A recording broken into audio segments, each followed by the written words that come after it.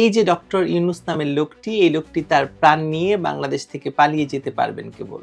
একটা একটা করে পর্দা সরছে, একটা একটা করে মুখোশ খুলছে, আর এসবের পেছনে ছুটে চলা মানুষগুলো এখন পেছনের দরজা খুঁজছে, কারণ তাদের সামনে যাওয়ার কোনো রাস্তা নেই। আজ জুলাই সনদের তোরণও ভেঙে পড়েছে।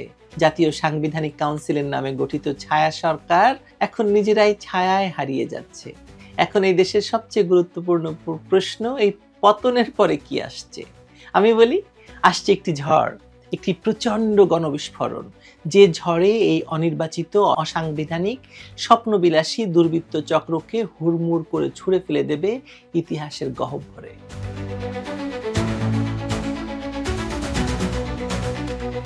কিছুদিন আগেও আমি যখন বলেছিলাম জুলাই সনদের জানাজা হয়ে যাচ্ছে, তখন একদল লোক আমাকে তুচ্ছ-তাচ্ছিল্য করছিল, গালাগালি দিয়েছিল, বলেছিল আমি বিভ্রান্তি ছড়াই।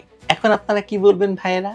তারা তো নিজেরাই এখন বলছে সংসদ নেই, সনদ নেই, কাউন্সিল নেই, এমনকি ৮ আগস্টের দিবসটাও বাতিল। আমি আগেই বলেছিলাম এরা শিক্ষিত কিন্তু বুদ্ধিমান সন্ত্রাসী, দেশ শাসন নয়, দেশটাকে জিম্মি করতে চায় এরা।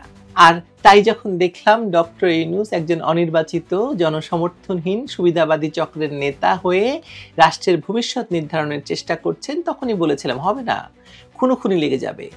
লেগেছেও তাই। এখন তাহলে আরেকটি কথা বলি, এই যে ডক্টর ইউনূস নামের লোকটি, এই লোকটি তার প্রাণ নিয়ে বাংলাদেশ থেকে পালিয়ে যেতে পারবেন কেবল। তারপর কি হবে জানি না। প্রেসিডেন্ট বদরুদ্দোজা চৌধুরীর কথা স্মরণ করুন। প্রেসিডেন্ট বদরুদ্দোজা চৌধুরীর মতো তাকে হয়তো রেল লাইন ধরে দৌড়াতে হবে না, কিন্তু তাকে পালাতে হবে। দেখে নেবেন, তাকে পালাতে হবেই। আজ দেখছেন না তো, দেখতে পাবেন তার পায়ের নিচ থেকে মাটি সরতে শুরু করেছে দ্রুত।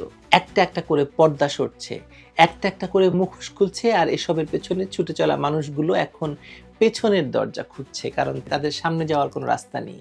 আমি আগেই বলেছিলাম সংবিধানকে ছুঁতে গেলেই আগুনে হাত পড়বে।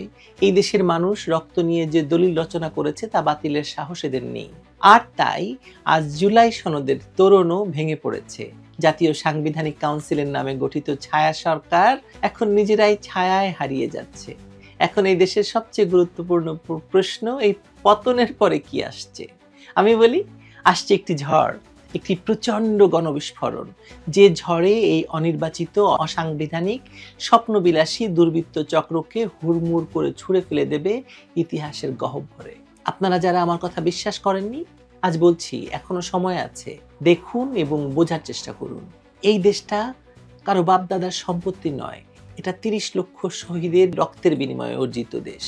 অসংখ্য নারীর, ধর্ষিতা নারীর বিনিময়ে দেশটা আমরা অর্জন করেছি।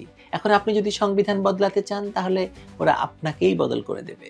এখন যদি ইতিহাস আপনারা মুছে দিতে চান, তাহলে এই ইতিহাস আপনাদেরকে মুছে ফেলবে।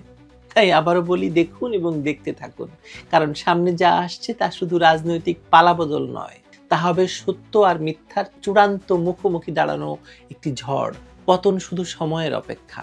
এই দেশ বিক্রি হবে না, সংবিধান ভাঙবে না, সংবিধান বিনষ্ট হবে না।